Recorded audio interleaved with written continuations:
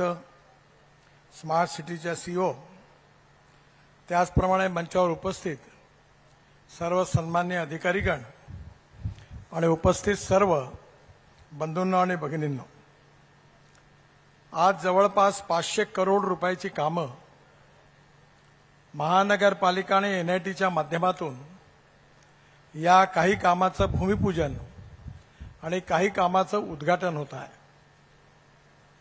कृष्णाभाऊंनी सांगितल्याप्रमाणे या 10 वर्षामध्ये नागपूरमध्ये सगळ्यात जास्त बदल कोणत्या भागात झाला असेल तर त्याचं नाव पूर्व नागपूर आहे, याचा मला अतिशय आनंद आहे।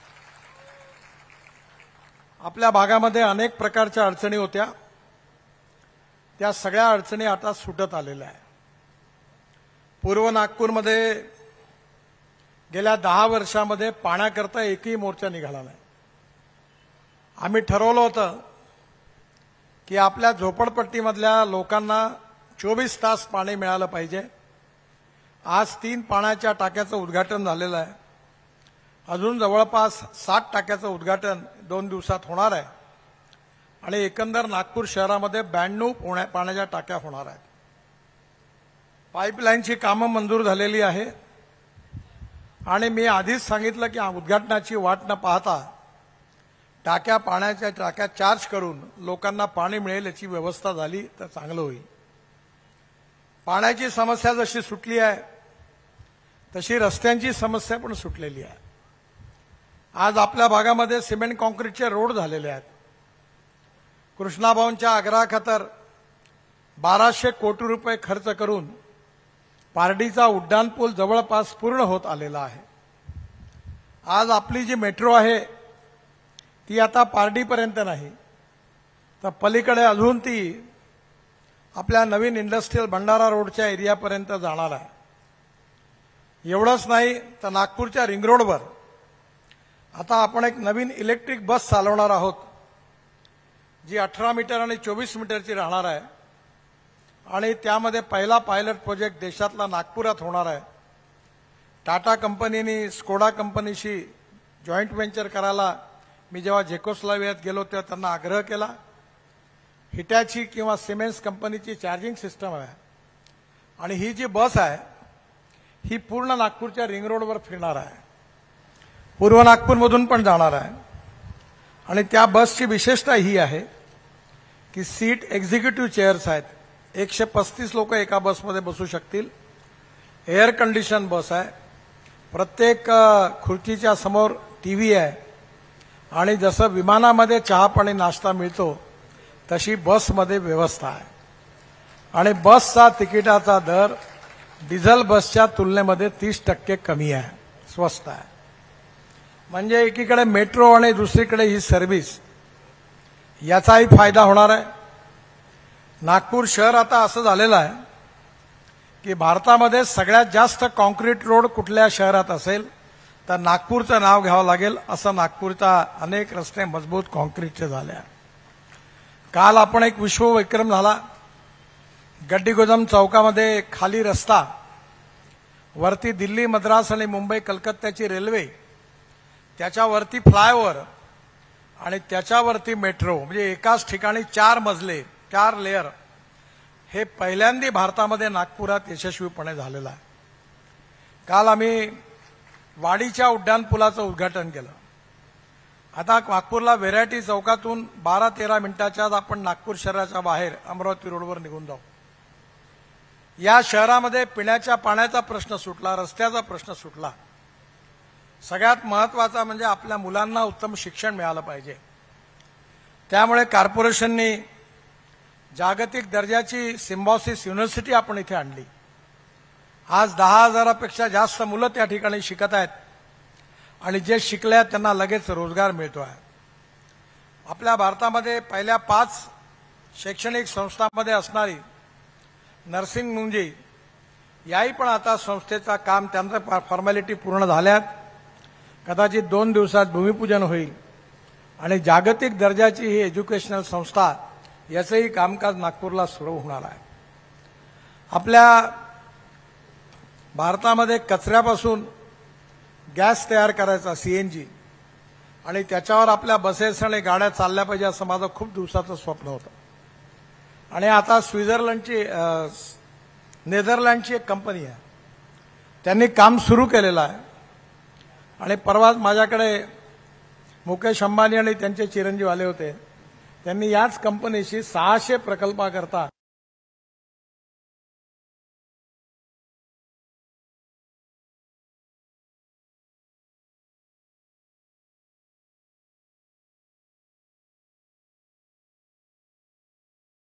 वर चालणारी मोटरसायकल बजाजची मी आता लॉन्च केली 1 महिन्यापूर्वी। त्याचा खर्च 1 रुपया पर किलोमीटर येतो आणि पेट्रोलचा खर्च 2 रुपये 25 पैसे किलोमीटर येतो। माझी जी गाडी आहे ही इथे उभी आहे, ही शेतकऱ्यांनी तयार केलेल्या 100% इथेनॉलवर चालते, 60% वीज तयार करते। आणि या गाडीचा तुलना जर पेट्रोलच्या ॲव्हरेजशी केली तर पेट्रोलचा भाव 25 रुपये लिटर होतो, प्रदूषण शून्य। त्यामुळे येणाऱ्या काळामध्ये अल्टरनेटिव्ह फ्युएल आणि बायो फ्युएल याच्या आधारावर नागपूर महानगरपालिकेने आपल्या सगळे ट्रक बसेस इलेक्ट्रिकवर किंवा सीएनजीवर किंवा इथेनॉलवर कन्वर्ट केली पाहिजे अशी माझी इच्छा आहे। मी स्कॅनिया नावाची कंपनी स्वीडनवरून आणली, त्यांनी 15 इथेनॉलवर चालणाऱ्या बसेस आणल्या होत्या। ही आयुक्त साहेबांचा काही दोष नाही, पण महानगरपालिकेला कोणाचे पैसेच वेळेवर द्यायची सवय नाही। वेळेवर तर सोडा, 1.5 वर्ष बसेस चालवल्या आणि त्यांना एकही पैसा दिला नाही, तिकीट मात्र वसूल झालं, ते पळून गेले बिचारे शेवटी। त्यामुळे येणाऱ्या काळामध्ये आता इलेक्ट्रिकच्या बसेस पण आपल्याकडे आल्या आहेत।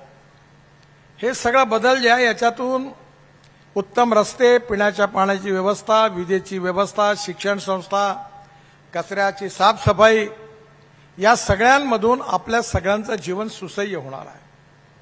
एकेका प्रश्नावर आपण या 10 वर्षात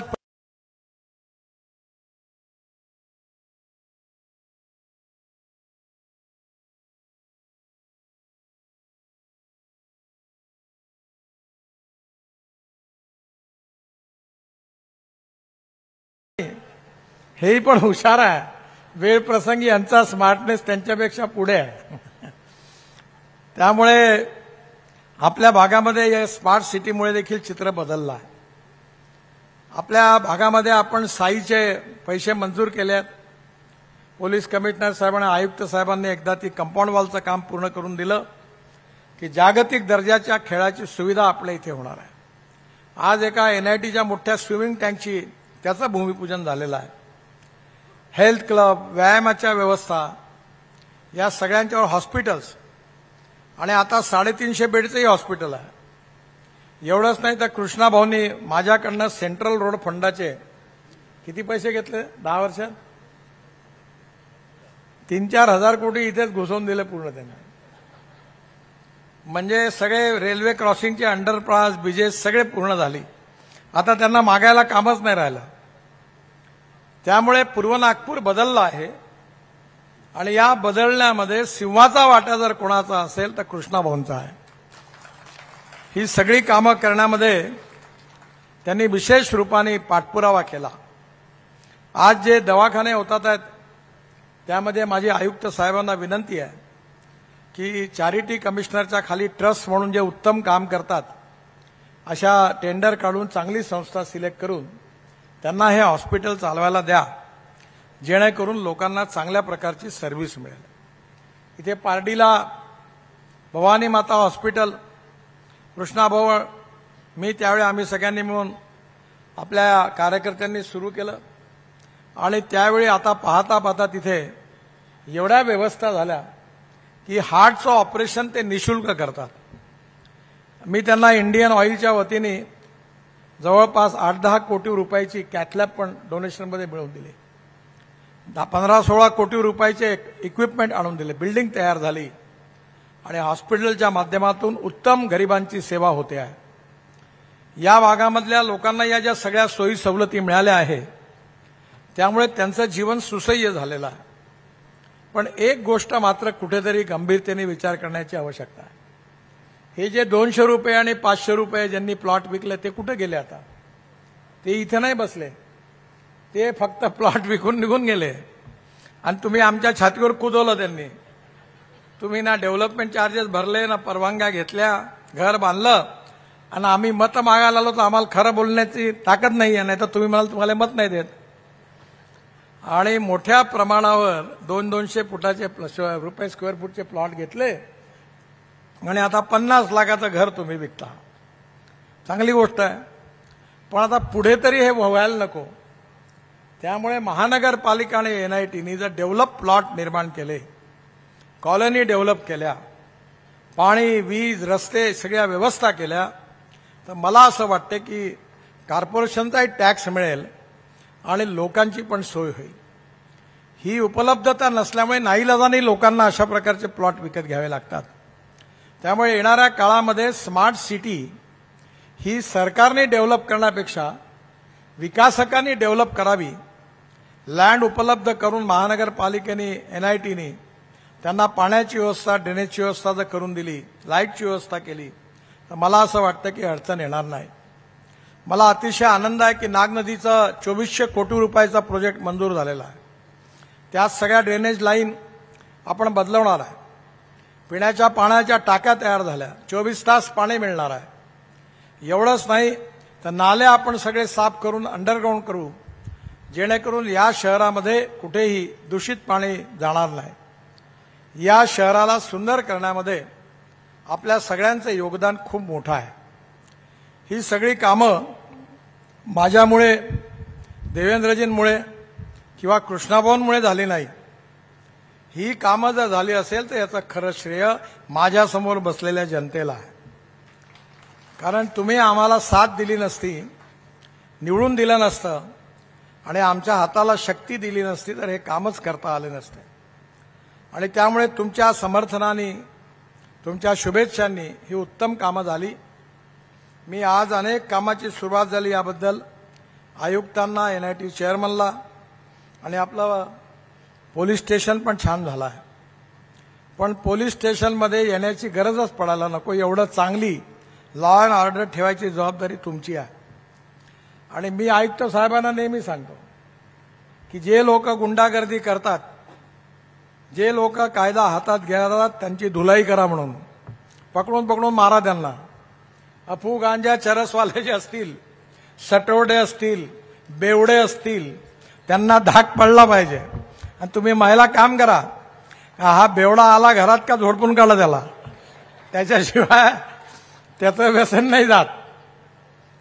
त्यामुळे येणाऱ्या काळात हॅपी ह्युमन इंडेक्स असं म्हणतात की आपल्या सगळ्यांचे जीवन सुखमय झालं पाहिजे, परिवार सुखी समाधानी झाला पाहिजे, मुलांना उत्तम शिक्षण मिळालं पाहिजे आणि तुम्हाला सर्व प्रकारच्या उत्तम सुविधा मिळाल्या पाहिजे. त्याच्याकडे आपण हळू जवळपास पोहोचतोय. ही अतिशय आनंदाची गोष्ट आहे. आणि त्यामुळे या जनतेवर मी नेहमी म्हणतो की मी नागपूरच्या जनतेचा आणि जनता माझी आहे. मी जात पात पंथ धर्म भाषा मानत नाही. आम्ही सगळे एक आहोत. जातीयता अस्पृश्यता मुक्त करू आणि एका परिवारासारखे आपण मिळून सुखदुःखात बरोबर मिळून राहू, हीच आपली सगळ्यांची संकल्पना आहे. आणि आपल्या सगळ्यांना या स्मार्ट सिटीच्या रूपाने जो आनंद मिळणार आहे तो खूप अगुणित असा आहे. फक्त एकच करा की यावेळी स्मार्ट सिटीमध्ये कमीत कमी एक 25,000 3 मीटरचे मोठे मोठे झाडं लावा. या स्मार्ट सिटीला ग्रीन तयार करा. इथे बगीचाकरता जागा आहेत, त्या खेळाच्या मैदानाकरता जागा आहेत. मागच्या वेळी आपण खासदार क्रीडा महोत्सवामध्ये कुस्तीच्या स्पर्धा आपल्या भवानी माता मंदिराच्या ग्राउंडवर घेतल्या होत्या. मला विश्वास आहे की या भागात बरेचशी मैदानं आहेत. ती मैदानं चांगली विकसित होऊन आपली मुलं तिथे शिकली पाहिजे, तिथे खेळली पाहिजे. स्विमिंग टँकची पण व्यवस्था आता काही ठिकाणी इकडे पण पुढे मागे होईल आणि आपल्या सगळ्यांचं जीवन सुखमय आणि आनंदी होईल असा मला विश्वास आहे. मी मनापासून आपल्या सगळ्यांना खूप खूप शुभेच्छा देतो.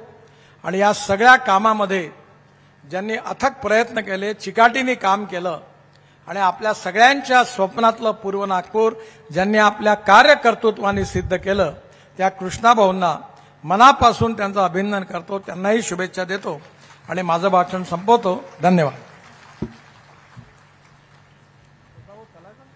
राष्ट्रगीत है।